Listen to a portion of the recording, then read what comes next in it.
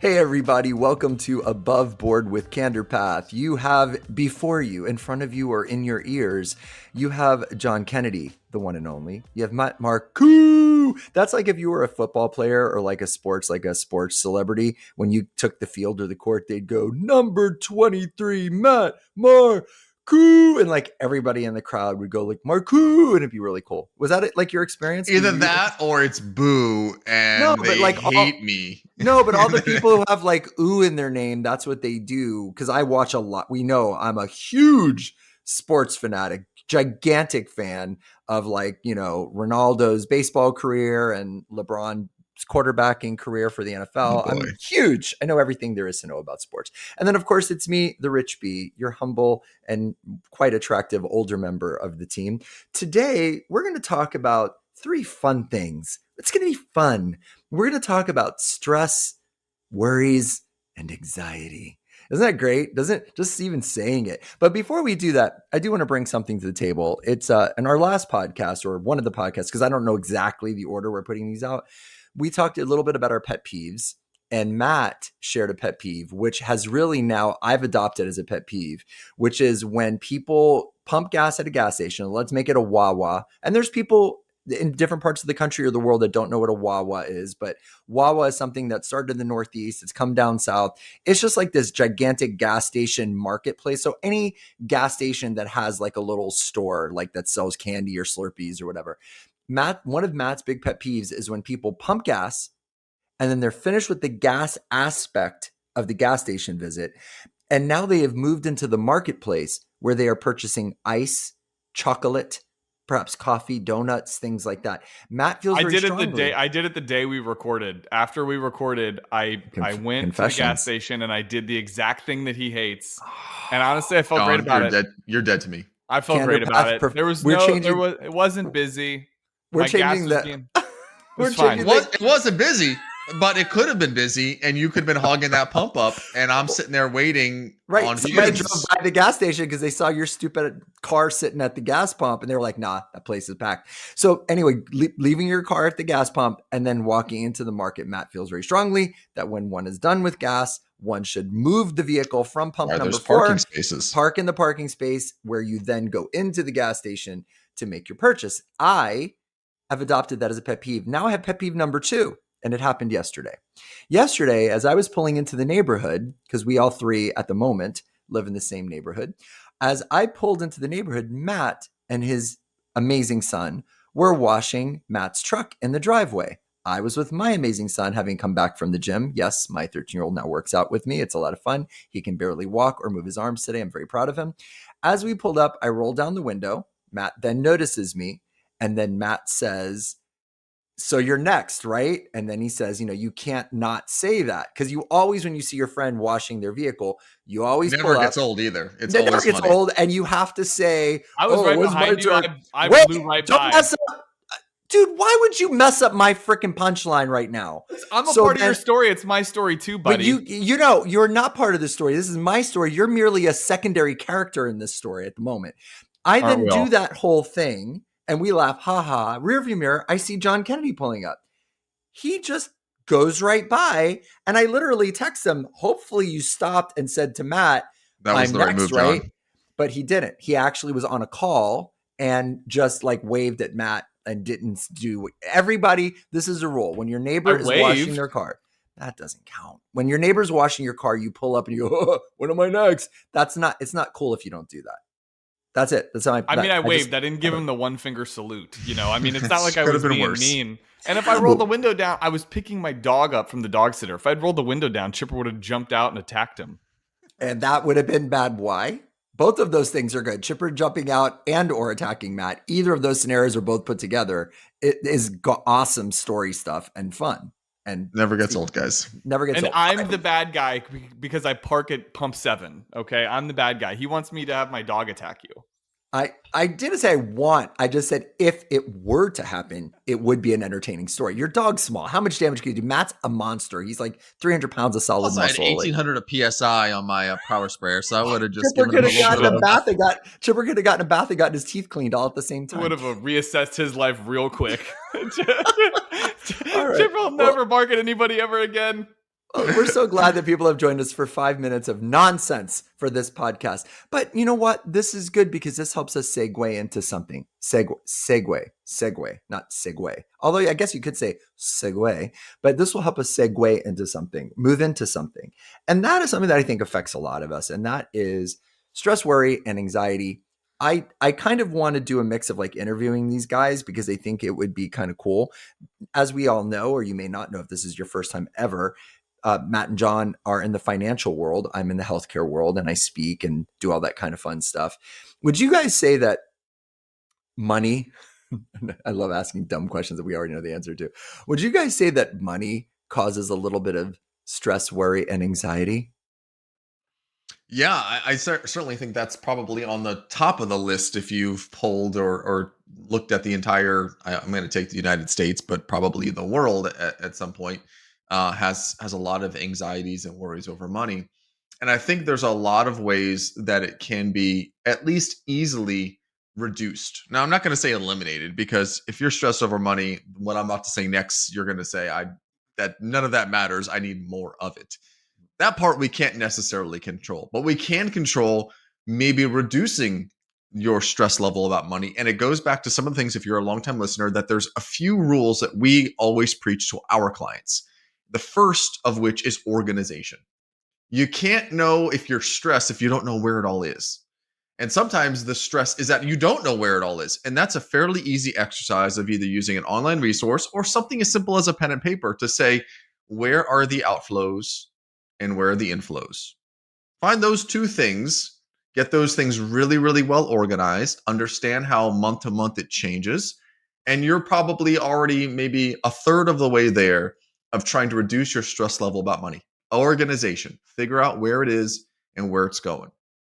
I would say the second part of that then is starting to develop a plan, right? Okay, so now we know what's coming in, it's going out. We either have a deficit or we have a surplus. Figuring out what to do in both of those situations. It might take a professional, might take a third party to look to give a really hard look and say, okay, do I need to reduce that Starbucks budget, or am I just living outside of my means? But if you start with the process of organizing and then start really just diving into where things are, that's going to automatically slowly start to reduce your stress level, because you're going to have control, which is really where I think a lot of stress comes from, is a lack of control or feeling a lack of control. John, what do you think? Is that two kind of things right there, right off the bat, that we deal with on a daily basis? Yeah, so money gives you choices, obviously, but check this out. Top 5 most stressful life events: death of a loved one, divorce, moving, major illness, and job loss. None of those actually explicitly say money. Rich, you have the same list. Literally, while you were, it's just funny. I just Googled that and I was about to read that to you. Go ahead. I should mess up your punch. I'm muted, so you couldn't hear me. I should mess up your punchline like you messed up mine. Go ahead. You no, can. You do. I'm muted, so you couldn't hear me slogging away at the keys. I'll just wave it. I'll just wave at you like you waved at Matt. Yeah. First finger salute.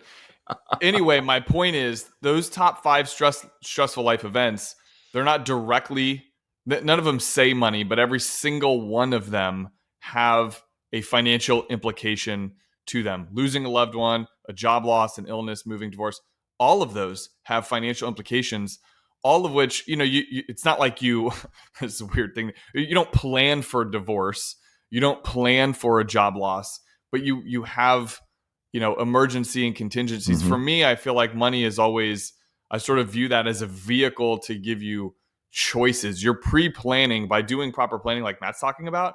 You're pre-planning for inevitable, not so good things that will happen in life. No, not everybody gets divorced.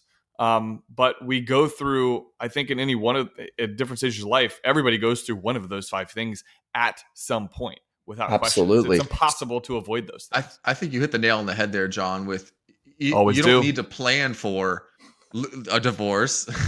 You don't need to plan for losing a loved one.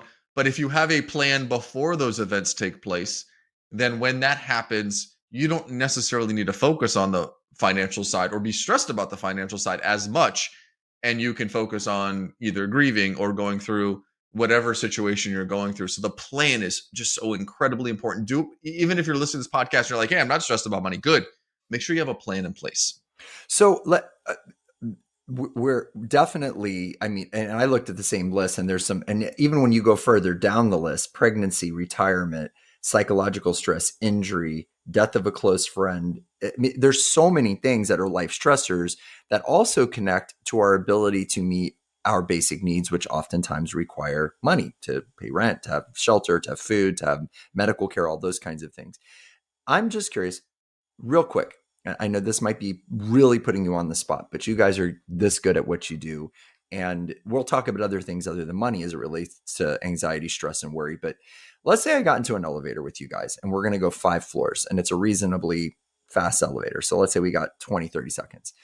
And I said, I'm going through a lot of stress as it relates to money. I wish there was something I could do in the next few minutes to make myself feel a little bit better. I know that sounds like a kind of a weird question, but a lot of the times, so that you guys know from a civilian perspective when it comes to finance, just like people look at me with healthcare stuff, for you guys, it's so second nature. But for a lot of us, it's such a scary, ominous thing that it feels overwhelming when somebody says, have a plan or know how much comes in and how much comes out. I know that's not really that hard to do, but it does feel overwhelming. But just like if somebody said to me, I'm just not feeling that good lately. I've had a checkup, all the number, everything's, I've got no major illness. I'm just not. And they said, what's a couple things I could do really quick to feel good? I'd off the top of my head be able to give them a few that they could do within an hour. Serious question. If somebody said that to you, I've got so much worry about money. I wish there was like something I could do right now that wouldn't take me, I'd have to get out a bunch of calculators and go online. I wish there was something I could do. Honestly, what would be something when people are done with this podcast like that, they could interact with or do or put into place? I think if you listen to our last podcast where we talk about, it was something about making excuses to not do something simple. I think is kind of where we were going with a few of those things. It's to reiterate the point that I just made. It's not difficult to spend 10 minutes and say how much is coming in and what's going out.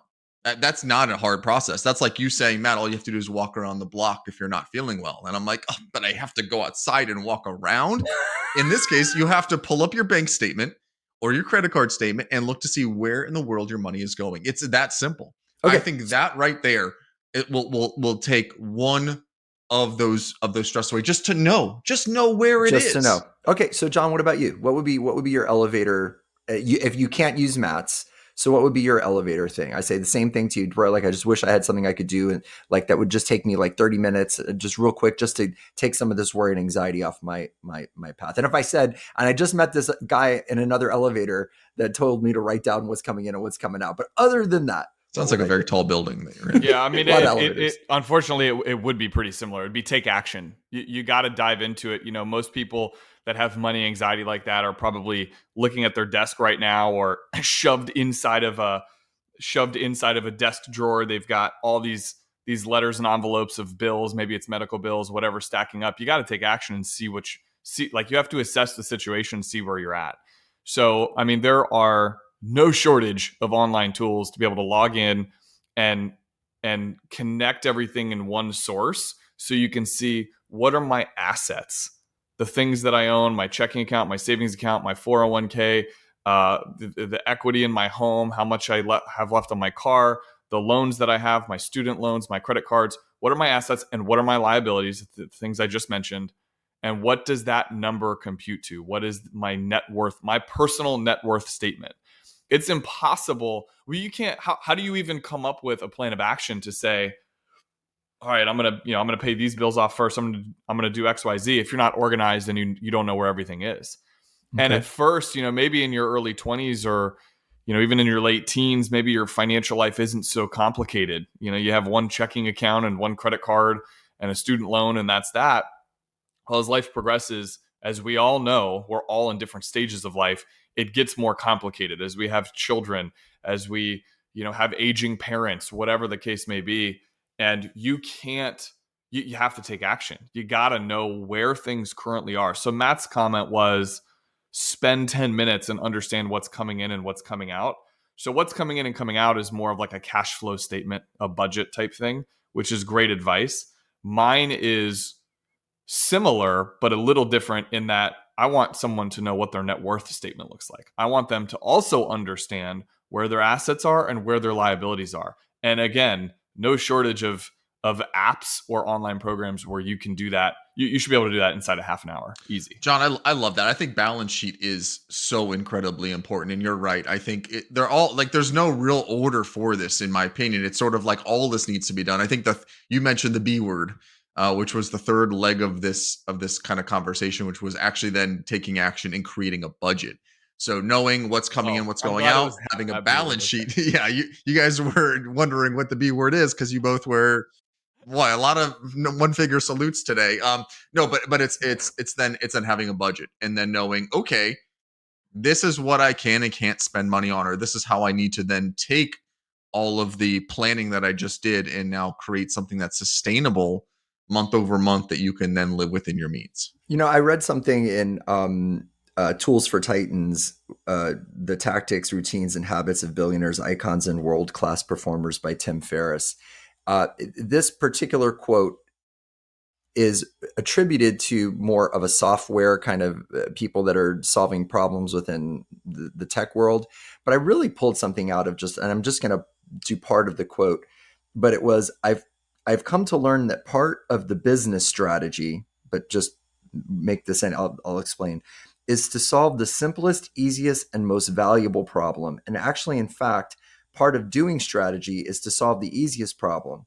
So what I took from that, and it's something that I texted to myself, I'm not trying to solve software problems or even business strategies, was that in life in general, sometimes I think we skip to the hardest stuff, whereas the secret, and probably, I think even in the book, it talks about the 80% of your problems or your challenges are based upon a 20% that is actually kind of easy, low hanging fruit, simple stuff to solve. So I'm super anxious about money and worried about money. And I'm all here worried about the stock market. And do I get into cryptocurrency and what's this and what's my 401k doing? And I get all into this, like the weeds, when really sometimes the problem or the anxiety will be solved by looking at the simplest component of it, at least initially. And the simplest component, what you guys just said, is super simple. It really is simple to know how much you're spending and how much you're making. Most people have a paycheck that they get, let's say, biweekly.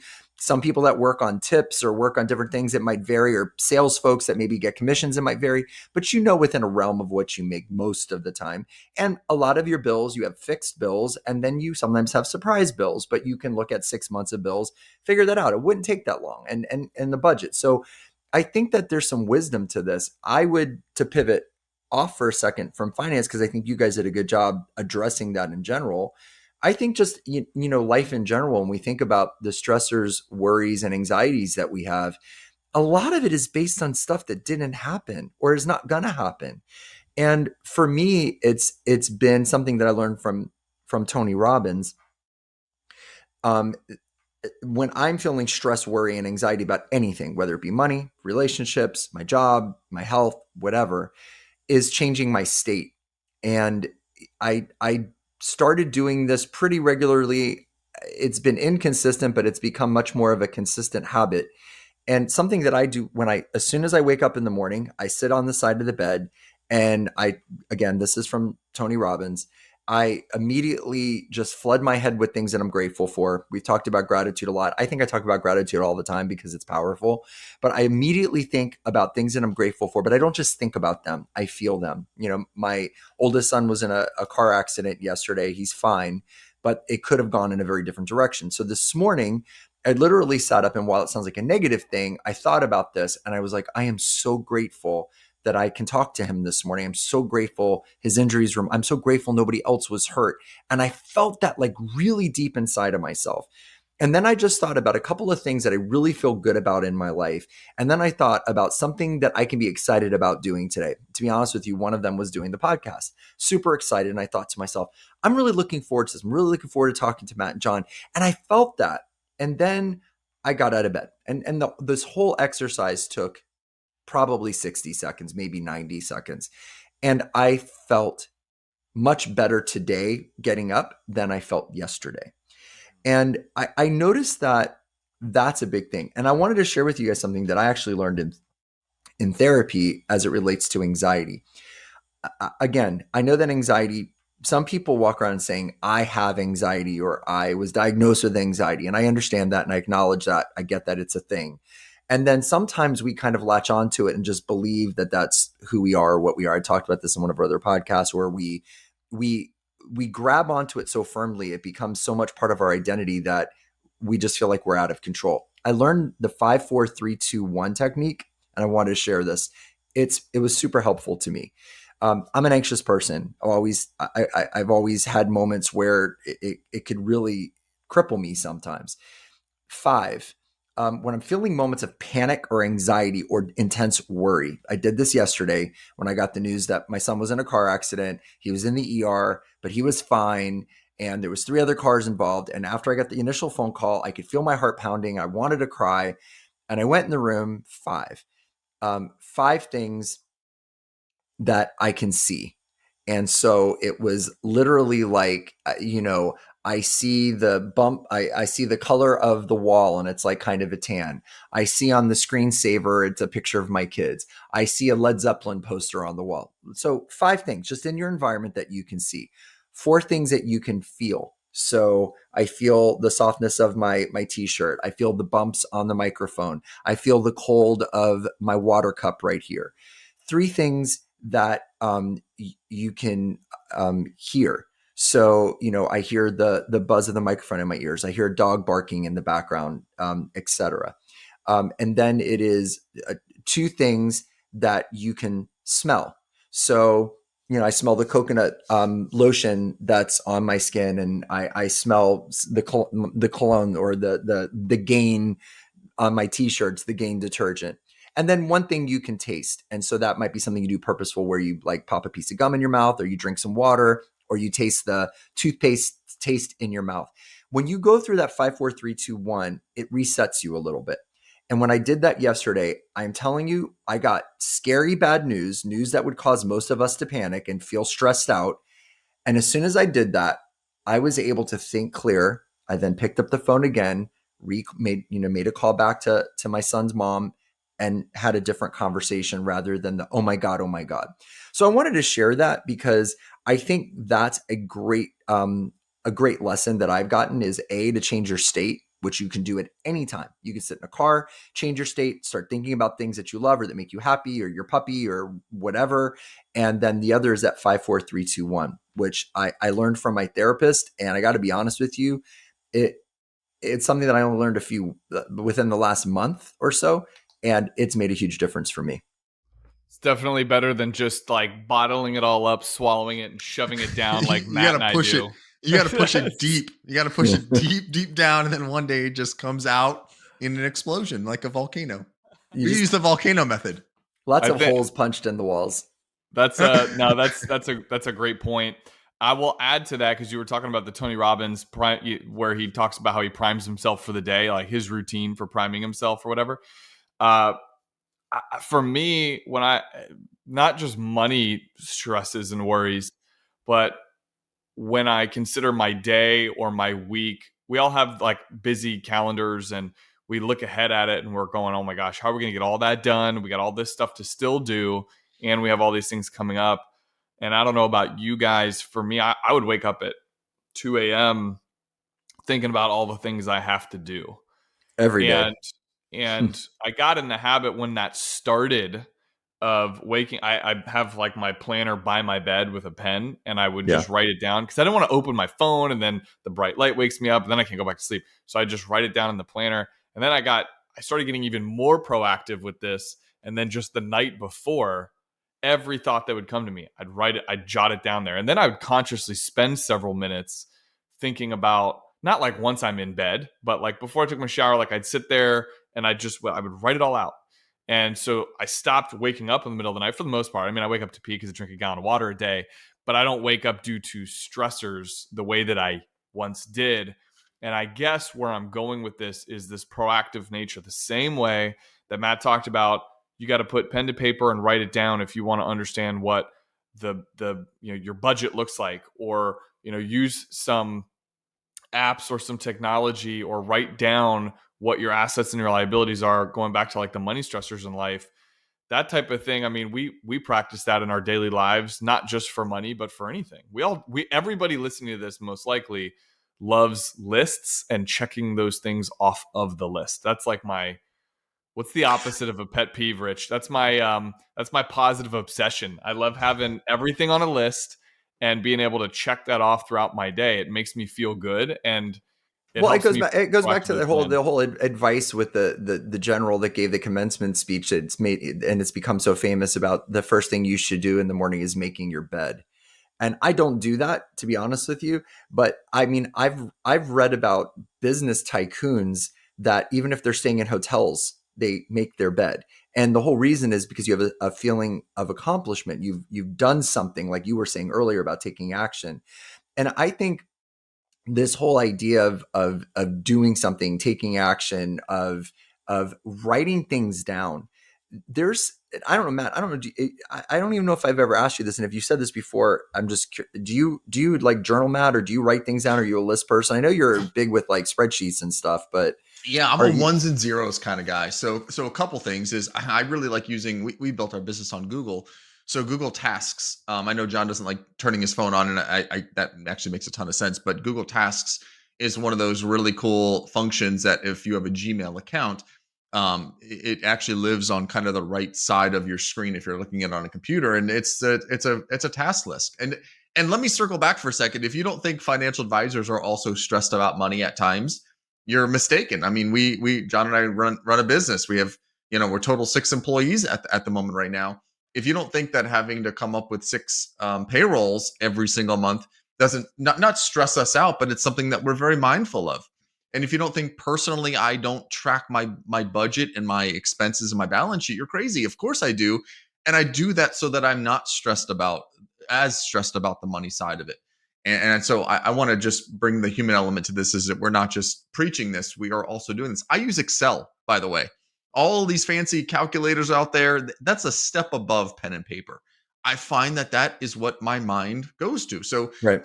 yeah, Rich, I do use checklists because I feel like I need to write things down, and I do like them checked off. I do use a budget because I feel like I need that. And the last bit is a big change that I made over the last 30 days with the help of my team is I've gone to inbox zero.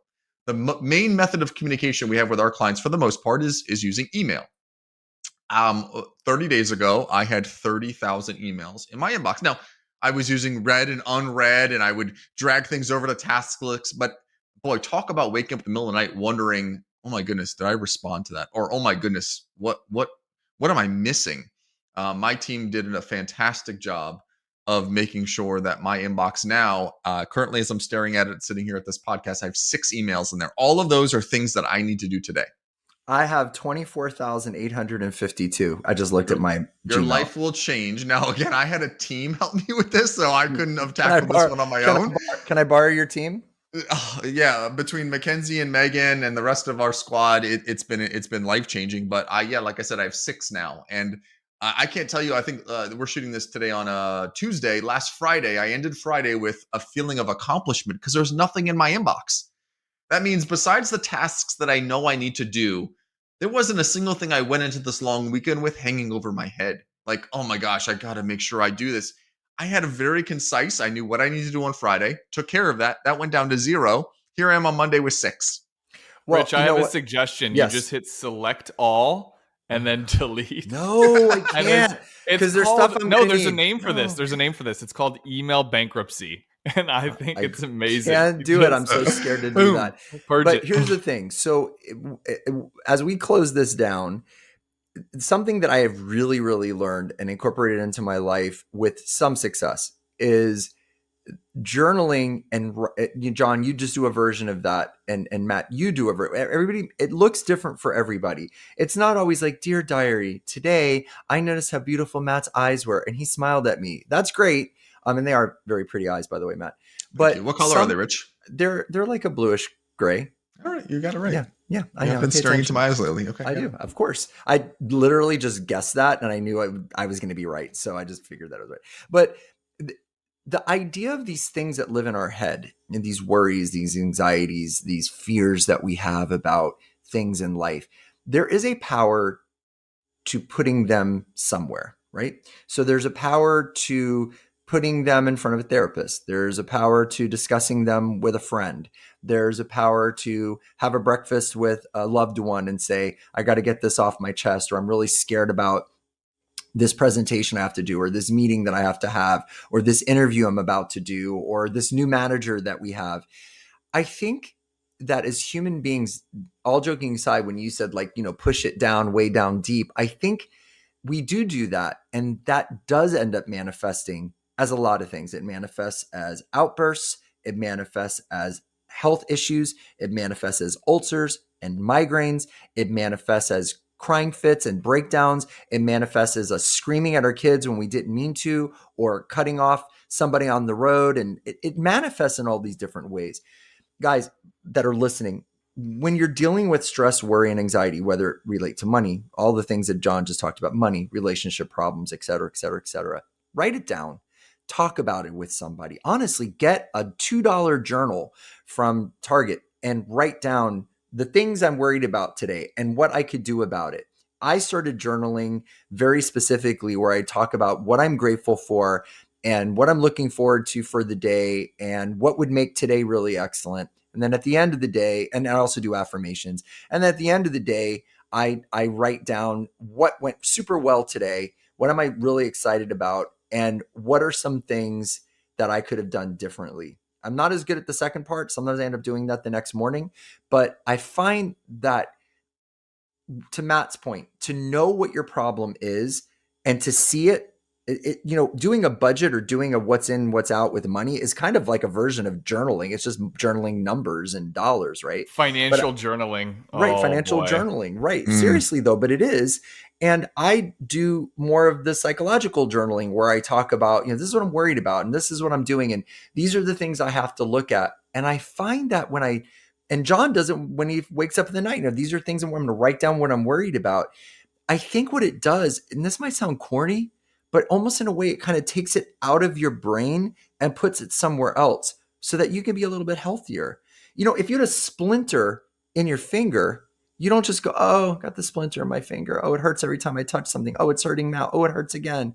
No, you kind of, if you're smart, you put it in you wash, you put it in warm water, you get a tweezer and you pull it out. And what happens? Your finger's still a little bit sore, but it's a little bit better and it heals. And I think with stress, worry, and anxiety, sometimes pulling the splinter out is writing it down, talking about it, getting a professional to help you, etc.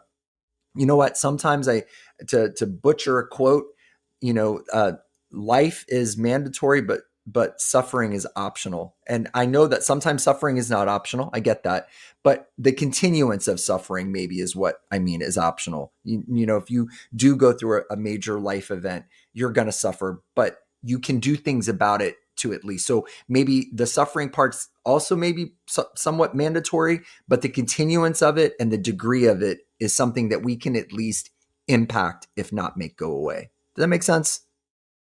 I love it, buddy. Bring us home. For That's real. great. No, for sure. Listen, we're grateful for you all to have these conversations with us, and we try to keep them somewhat short and somewhat sweet. We're just three guys having conversations, and like we were sitting in your living room and you were just listening quietly while we all talked. And we just appreciate you all being here. If you like this podcast, please, by all means, let us know. Please share it with 5 people that you think might benefit from it. We're grateful for the opportunity to be able to connect with you all. And we're grateful that you're here to listen to us at Above Board with Candor Path. Thank you so much for what you do every day because you're contributing to this world. Go out and be a little kind to somebody. And by all means, be a little kind to yourself too. Don't forget to do that. And if your friend is washing their car in the neighborhood, please pull up, roll down your window and say, am I next? Because it never gets old. We love you all. Take good care of yourself. Thanks for joining us on Above Board with Candor Path. We'll see you soon.